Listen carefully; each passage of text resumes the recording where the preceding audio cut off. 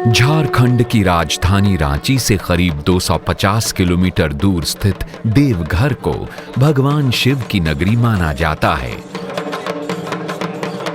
हर साल लाखों श्रद्धालु सावन में करीब 100 किलोमीटर की पैदल यात्रा कर भगवान शिव पर जल चढ़ाने आते हैं। झारखंड के इसी देवघर जिले के मुख्यालय से करीब 35 किलोमीटर दूर है सारठ प्रखंड। यहाँ की पंचायत समिति को वर्ष 2013-14 के लिए पंचायत सशक्तिकरण राष्ट्रीय पुरस्कार से सम्मानित किया गया है।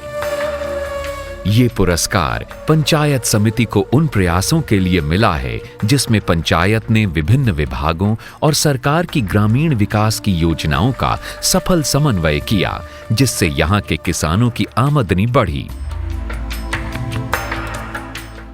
पंचायत समिति के इन प्रयासों का प्रभाव धरातल पर दिखने लगा है और यहाँ के रहने वाले किसानों के लिए खेती अब ज्यादा आसान और फायदेमंद हो गई है।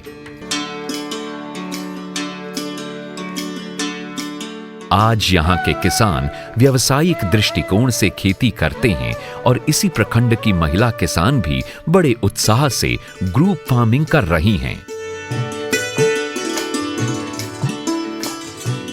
बदलाव का ये सिलसिला तब शुरू हुआ जब पंचायत की पहल पर कृषि विज्ञान केंद्र ने सारठ प्रखंड को केंद्रित कर कार्यक्रम चलाए। पहले आलू गेहूं खाली लगाते थे, पानी का सुविधा नहीं था। जब कुआं का पोखर का सुविधा हुआ तब साफ सब्जी लगाते हैं और उससे हमको हुआ कि नगद पैसा होता है। हम लोग अच्छा स्कूल में बच्चा को पढ़ाते हैं, जैसे अभी गांव का 8-10 बच्चा इंजीनियरिंग कॉलेज में पढ़ रहा है। सारठ देवघर जिले के 9 प्रखंडों में से एक है। इस कोयलांचल क्षेत्र में भौगोलिक कारणों से पानी की कमी रही है और ये क्षेत्र कभी भी कृषि के लिए नहीं जाना जाता रहा है।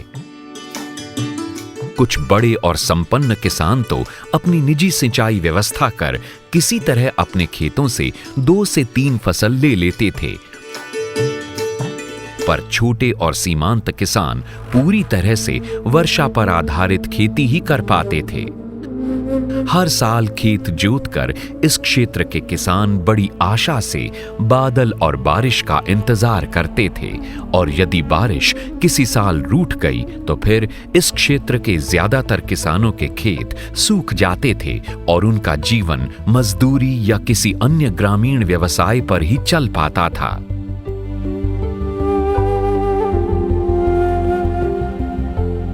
कोयले से लदी कतारों में चलती साइकिलें देश के ज्यादातर क्षेत्रों में रहने वालों के लिए भले ही एक नया दृश्य हो, पर इस क्षेत्र के लिए ये एक सामान्य जीवन है। पर पिछले कुछ वर्षों से देवघर की इन्हीं सड़कों पर बोरों में सब्जियों से भरी साइकिलों की कतार दिखने लगी है।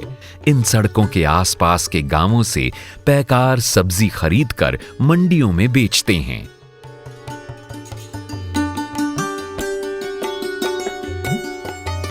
आज देवघर मुख्यालय से इस प्रखंड के रास्ते में दोनों ओर किसान पूरे साल बड़ी लगन से खेती और पशुपालन करते दिख जाएंगे। ये बदलाव पंचायत के प्रयास से किसानों के खेतों में नरेगा के अंतर्गत बनने वाले कुओं के कारण संभव हो सका है।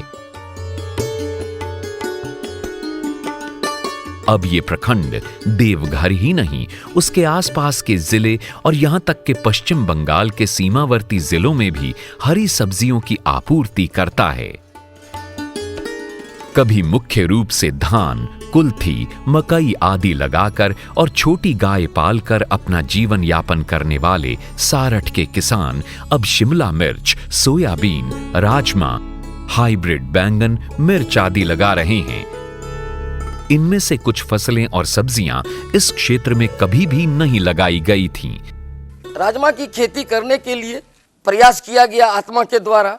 बीच बीच में पाठशाला चला, कृषि वैज्ञानिक जी आए और यहाँ तक सबसे खुशी की बात हुई इस पाठशाला को और इस गांव को कि हमारे सेंट्रल कमेटी मनरेगा के तहत में जो कमेटी आती थी, जान जाते थे कि न कचुआपा कृषि पाठशाला में एक राजमा की खेती हो रही है, तो वे लोग भी आए और वो लोग भी देख करके बहुत ज़्यादा खुश हुए।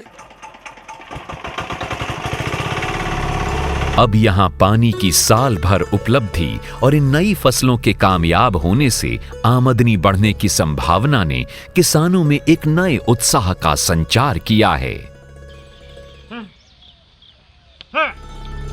पूछने पर इस क्षेत्र के प्रायः सभी किसान इस बदली हुई परिस्थिति का श्रेय उनके खेतों में बने कुओं को देते हैं, जो मनरेगा के अंतर्गत बनवाए गए हैं। कुएं के प्रताप से पानी हो गया तो सब्जी लगाने शुरू किए। नहीं पानी था तो वैसे था, वही अलग अलग रोपाता था, पड़ती रहता था।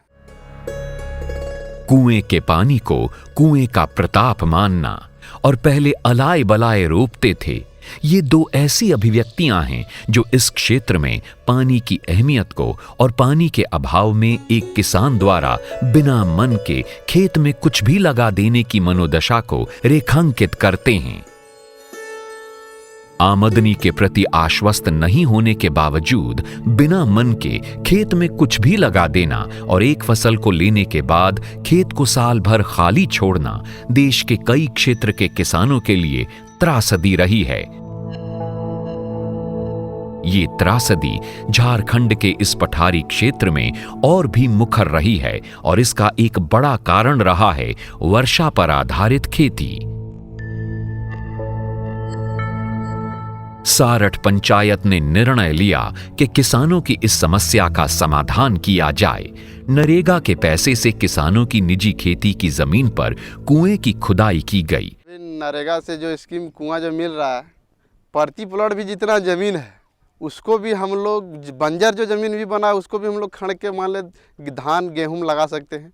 धान की कटने के बाद फिर इसमें फसल लगता है, फसल मिर्चाई लगाते हैं, गेहूं लगाते हैं, प्याज लगता है, बंधा गोभी लगता है, फूल गोभी, टमाटर, शिमला, हर तरह का यहाँ फसल लगता है।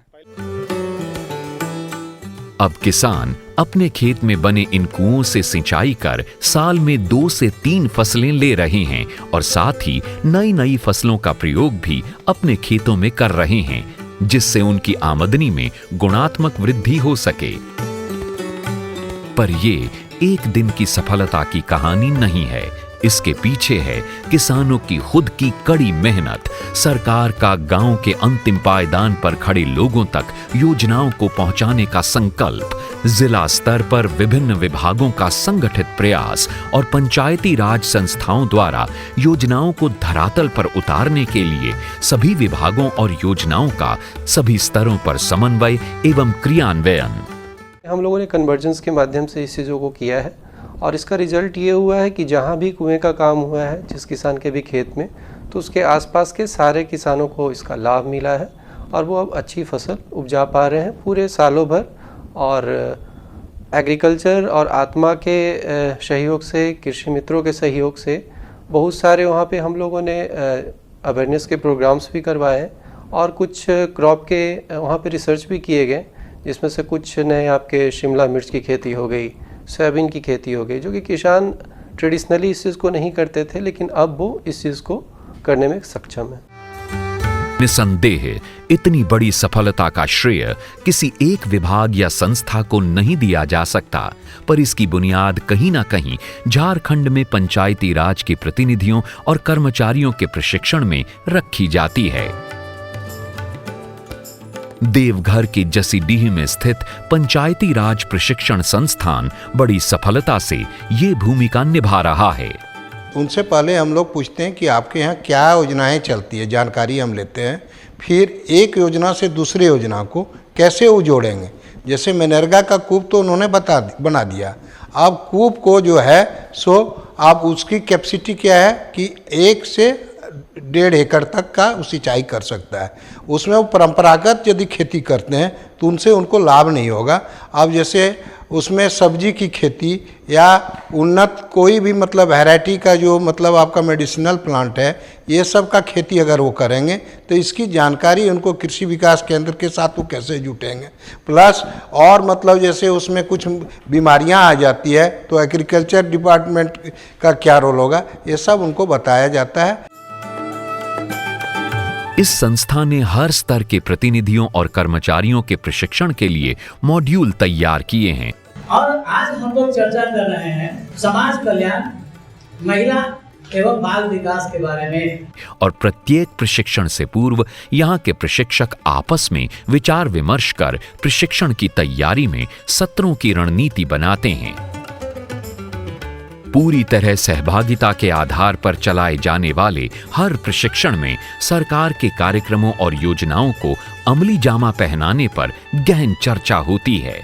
सफल रणनीति के तहत चलाए जा रहे प्रशिक्षण का प्रभाव धरातल पर दिखने लगा है। नरेगा के तहत मैं रोड बनवाया, जो एक पंचायत से दूसरे पंचायत जोड़ने का काम किया। सारठ प्रखंड की आरा जोरी पंचायत में हर महीने होने वाली बैठक में न केवल विभिन्न विभागों के कर्मचारी आते हैं, बल्कि इसमें पंचायत के 2 टोलों वर्मा टोला और राणा टोला में रहने वाले लोग भी हिस्सा लेते हैं। इस बैठक में केवल योजनाओं का लेखा जोखा ही नहीं लिया जाता, बल्कि इस बैठक में खुले माहौल में विचार विमर्श किया जाता है और समस्याओं पर चर्चा होती है। फूलगोभी लगा है, बंधा गोभी लगा है, टमाटर लगा है। इन मासिक बैठकों का माहौल और विकास के हरेक मुद्दे पर वाद प्रतिवाद इसे आम सभा सा बनाता है, जो पंचायती राज व्यवस्था की सफलता का मूल सूत्र है। यहाँ आराजोरी पंचायत में पहले तो सिंचाई का उतना उपलब्ध नहीं था। आज का डेट में सर पंचायत चुनाव होने से सरकार द्वारा किसानों के लिए बहुत बेनिफिट मिला, जो कि सबसे पहले सरकार का कहना है कि किसानों के लिए सबसे पहले सिंचाई कूप पटवन के लिए दिया जाए। तो किसान वर्गों में हम लोग ग्राम सभा किए, ग्राम सभा करके किसानों को स्वीकृति कराए सिंचाई कूप का। और यहाँ सक्षम है किसान अधिक खेती करने वाला, ये सब्जी उगाही करने वाला, उपजाने वाला। भारत सरकार के संविधान में लोगों के हाथों सत्ता सौंपने की संकल्पना को सारठ ने कई मामलों में साकार रूप दिया है। ये मीटिंग आरा जोरी के पंचायत भवन तक सीमित नहीं होती। मुखिया वार्ड सदस्यों के साथ वार्ड स्तर पर भी बैठते हैं और गांव के किसानों की समस्याओं को सुनते हैं। के उससे एस्टीमेट बनवाइए, एस्टीमेट में वो जितना पारित करेगा 10,000, 20,000, 15,000, 24,000, 36,000 जैसे वो पारित करेगा, जैसे एस्टीमेट बनेगा उस एस्टीमेट के आधार पर हम लोग रिपेयरिंग दे सकते हैं। कुल 70 से 80 कुएं नरेगा के अंतर्गत इन 2 टोलों में बनाए गए हैं और इस योजना के चयन और कार्यान्वयन में पारदर्शिता अपनाई गई है। किसानों को देखते हुए हम सभी जो सक्रिय किसान हैं उनको सिंचाई कूप दिए।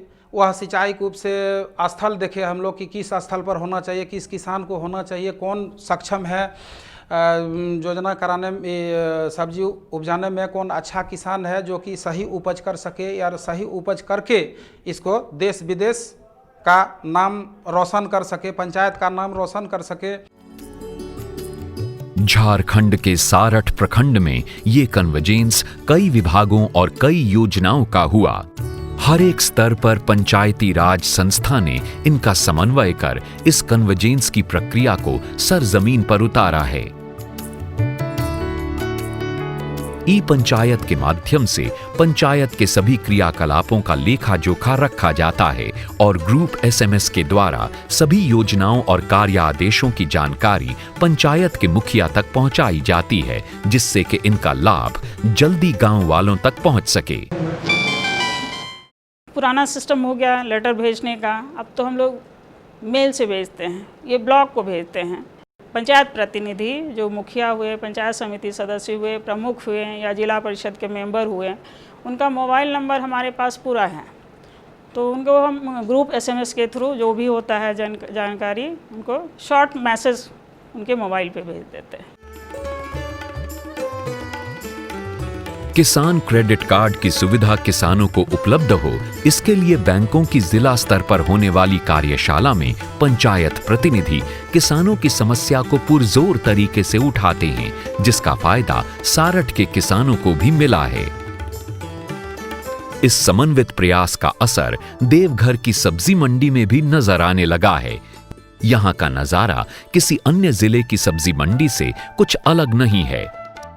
सवेरा होते ही ट्रक, ट्रॉली और ठेलों में सब्जियां यहां पहुंचने लगती हैं और सब्जियों का बाजार सजने लगता है।